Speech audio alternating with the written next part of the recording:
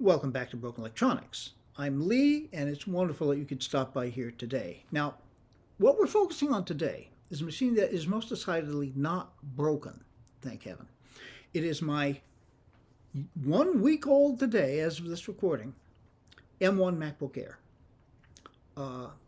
And based on 1 week, it's a beautiful machine. I've been very, very happy with it. So we're going to go over a few things about it.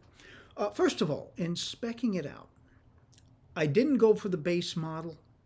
It just seemed to me that I needed to try to future-proof it, and the big first step in future-proofing is to max out the RAM. So I maxed out the RAM. It's got 16 gigabytes. That's, I think, going to be important. Although from everything I've heard and read concerning the performance of the unified memory on this machine, it runs beautifully with 8 gigabytes. Will it in 5 years run beautifully? And I know I'll be running this for at least 5 years. Will it in 10 years? I may be running it in 10 years. You just can't tell. But anyway, so I did that.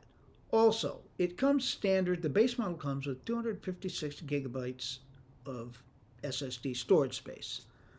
I just can't see that as enough.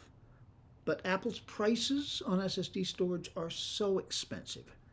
So I went with 512 gig. I think that's sufficient as far as daily regular storage, depending on how much I end up using the machine. However, I have bought some accessories for it as well. This is a Sabrent Rocket Thunderbolt 3 SSD. Speeds on it are not quite as impressive as the built-in SSD, but they are very, very good. All right, now that's going to lead us, though, to the next thing. The I/O. There's only 2 Thunderbolt 3 ports. Now one of them is going to be taken up with this guy full-time. The other one's got to be available for charging. Now, keeping in mind, this machine has incredible battery life. You may not have to have it plugged in as often as I'm used to plugging these machines in. Usually, when I get home, set up the machine, plug it in, just leave it plugged in. I'll run it on batteries when I'm out and about. Okay. Now, to try to alleviate that somewhat, I had this some time back. I got this for my 2018 Mac Mini, USB-C to 4 USB-A port hub, and that would be pretty helpful, I think. Another solution, though, and this is one that so far has been working out very, very well as far as out and about work. It's very small. This QGeeM USB-C Thunderbolt hub. It gives you a USB-A port, SD card reader, mini SD card reader, 2 USB-A ports, and there's a Thunderbolt port here, or USB-C port, specifically for charging. And that's something I had to check out carefully. I had hoped that you might be able to use that as a normal USB-C port. So you'd have a USB-C port available when you're not needing to charge it. No, it doesn't. All it does is accommodate charging. However, you can charge it with this plugged in and have your extra USB 3 ports, as well as your Thunderbolt 3, other Thunderbolt 3 port for your drive. And there is an HDMI port. Now, I don't know that I'm going to be sitting in a fast food joint or whatever, chugging away on the Wi-Fi, plugging in an HDMI port, but hey, it's there. And the fact that I can charge the laptop through that, still having the ports available, I think it's a valuable thing. Now, a better solution for home use. I have here the Sabrent full function Thunderbolt 3. It's even plugged in right now. All right.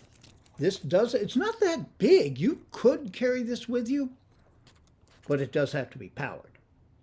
All right. And it will charge the laptop.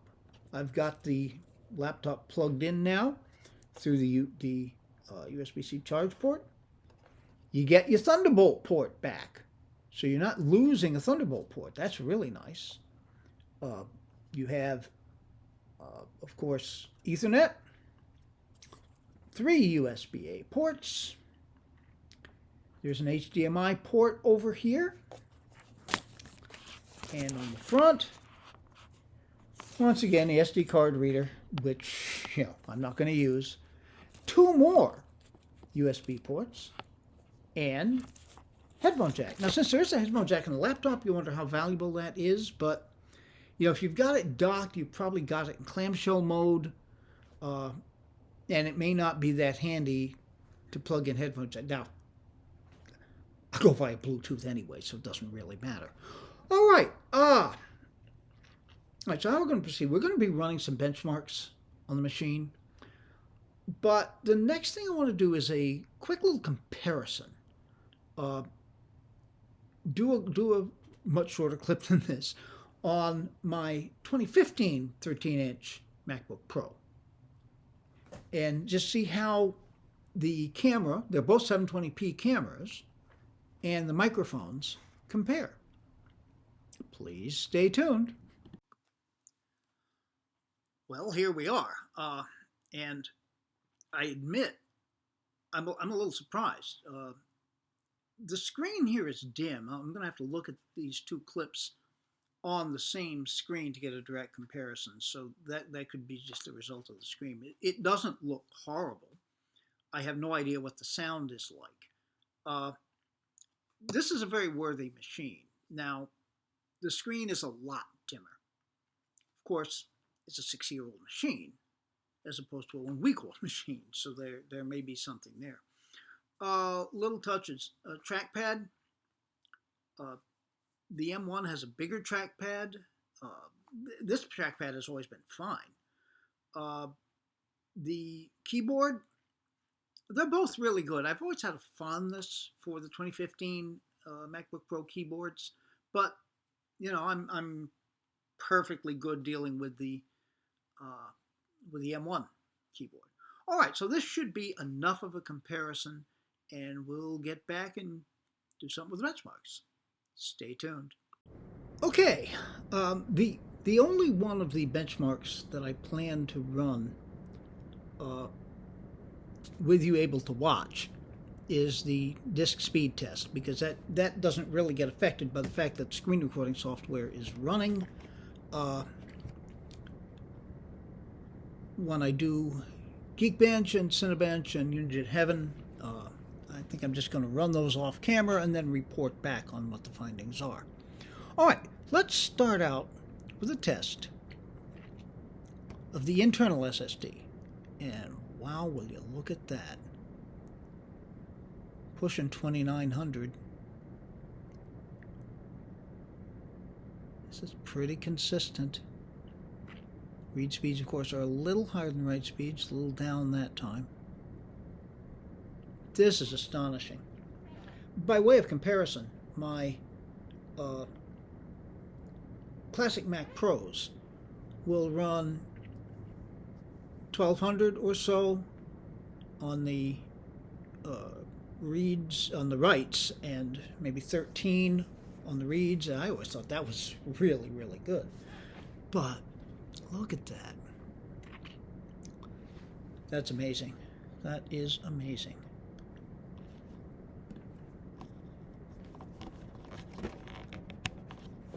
Okay, now I'm going to wait for this drive to connect because I had inadvertently unplugged it. Okay, we're going to switch now to the Sabrent Rocket.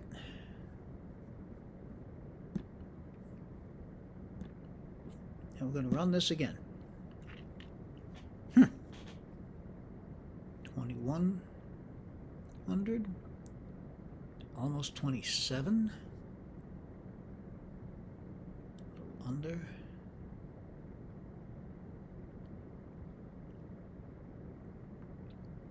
Yeah, it looks like that's what we're getting. Roughly 2100, a little more on the writes, and the reads are 2700, a little less. Okay, so obviously somewhat less than what we're seeing on the internal drive, but still higher. Went down quite a bit on the write that time. Went down quite a bit from the classic Mac Pro. Interesting. Okay. Now,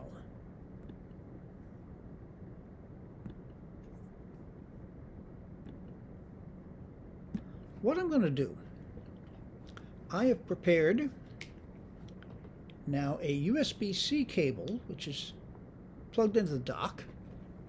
Just gives us a second to mount up. And there we are. Let's start the test again. Select target drive.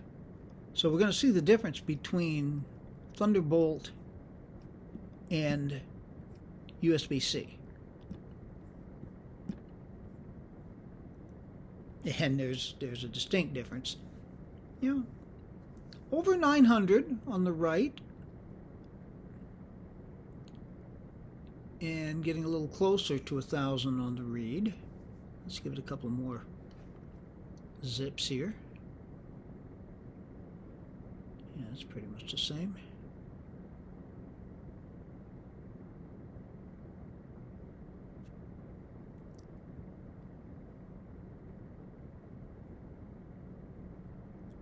Okay. Yeah, so we're under 1,000 on each. Quite honestly, that's not really that bad. It is one of the nice things about this Sabrent drive, which is true of most of these, the Thunderbolt 3 drives. They are expensive, I will say. However, they are versatile. I am now going to connect it with a USB-C to USB-A connector. Disk is mounted up.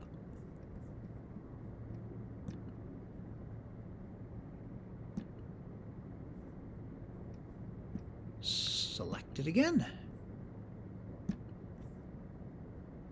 And let's run it.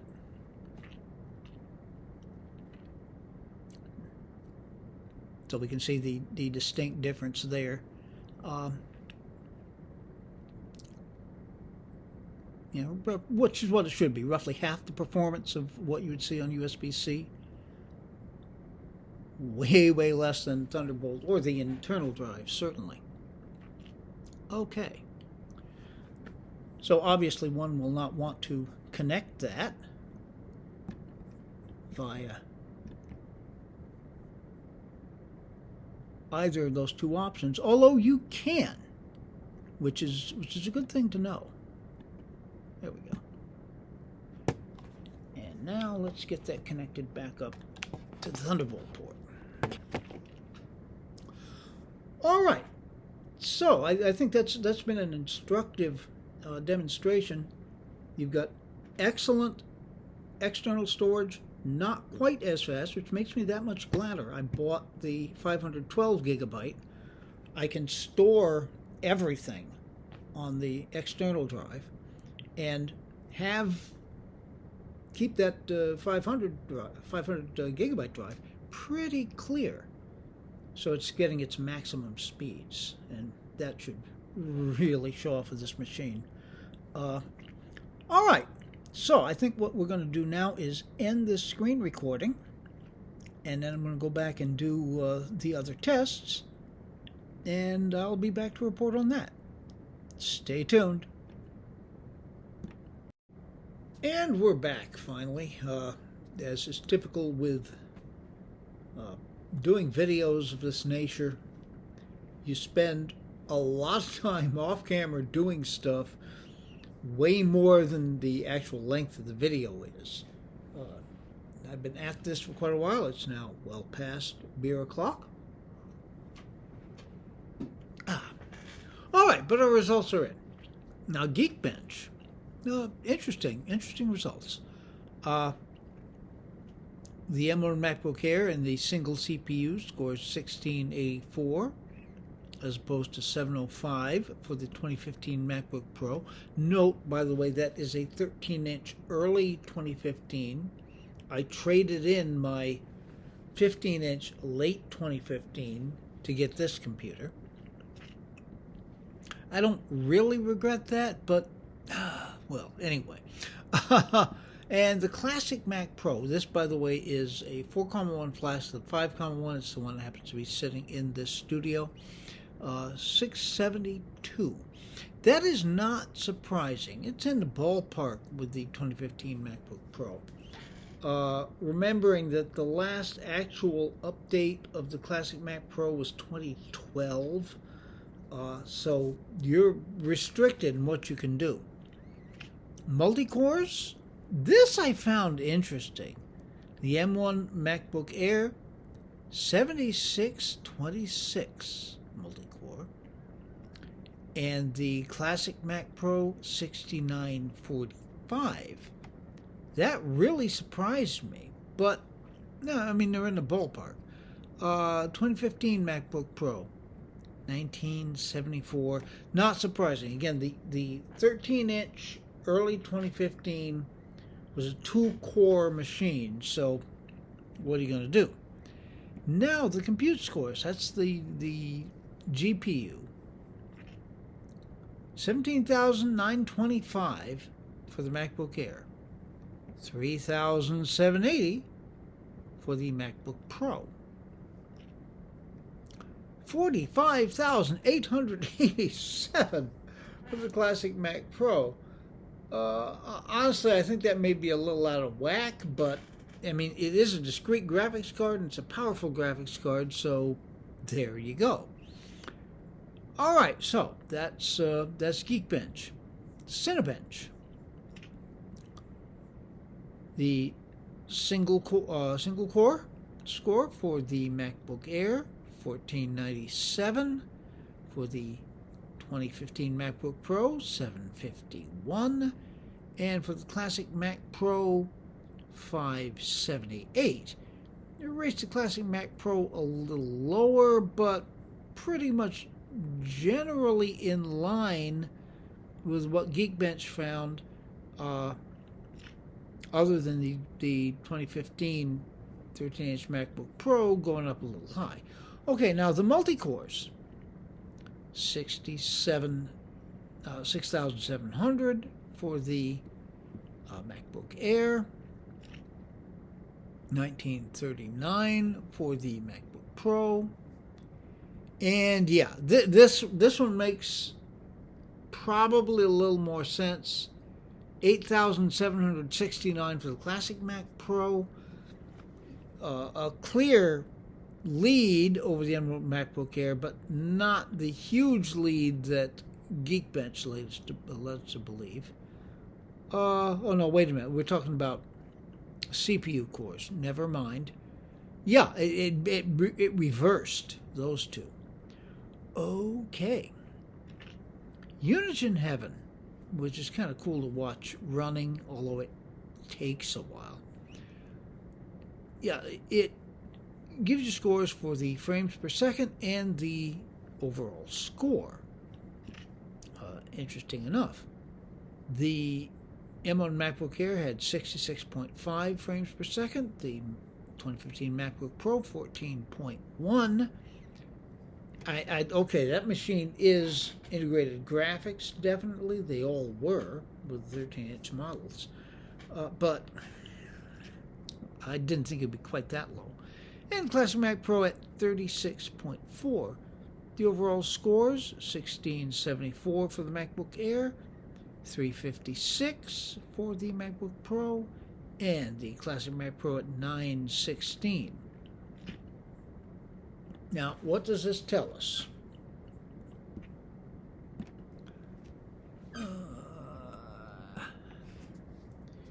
I wish that NeoOffice wouldn't keep nagging me to use ODF format. I prefer to use the doc format because it's easier to share if you're going to share files.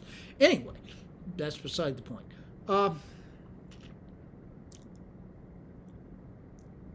I have quite an investment in classic Mac Pros, of course, as desktops. I've got 3 machines all running and running very happily. There's actually a 4th one, the test machine, that only boots up when I'm going to test something generally. But still, I have 3 still very powerful desktop machines. I have what is going to be, for my purposes, the ideal laptop. It may not be for your purposes. If you use a laptop as a desktop replacement, this may not be the machine for you.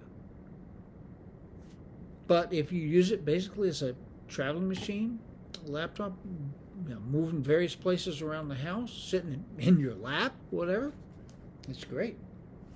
One thing I was going to note, as the Cinebench multi-core test wound down, the fans on the Mac Pro ramped up like crazy. On the M1 MacBook Air, you couldn't hear the fans at all. Oh, wait a minute. Yeah, it doesn't have a fan. Okay, well, yeah, we see where the future is going to take us, but for those of us who've got powerful machines still, the future may not be now. I love this machine. I'm planning on an update maybe I'll say a month out. We'll see how things go, on what's happened since then. But so far, I am really happy with this machine. But we can wind the video up. Be good to other people who need it and deserve it. Be good to yourselves. Everything starts from there. Until this world becomes a better place, please take very, very good and careful care. There's a ton of stuff. I've got some 2008 Mac Pro things coming up pretty soon. There's a continuation of the G3 blue and white repair series, and a whole bunch of other things. So until those things are available on the channel, this has been Broken Electronics.